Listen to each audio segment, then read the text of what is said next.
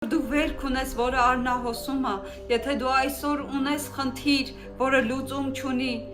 ես քեզ մի ելք ունեմ, ես քեզ համար մի ելք ունեմ, գնա և կպիր Հիսուսի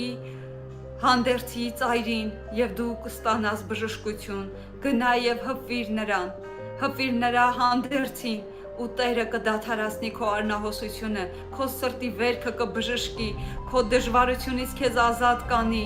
և նա քեզ կբարձրացնի, նա քեզ վեմի վրա կհաստատի, որովհետև նա մեզ վեմի վրա է հաստատում,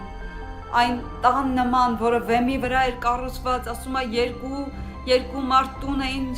շինում, երկու մարդ տուն էին կառուցում, մեկը ավազի վրա կառուցեց, մյուսը ժայռի վրա, և անձրևներ ու քամիներ եկան, Մատթեոս ավետարանում է գրված, ասում է անձրևներ ու քամիներ եկան և հարվածեցին, և երկու տանն էլ հարվածեցին, բայց նա, որ վեմի վրա էր, կանգուն մնաց, բայց նա, որ ավազի վրա էր կառուցված,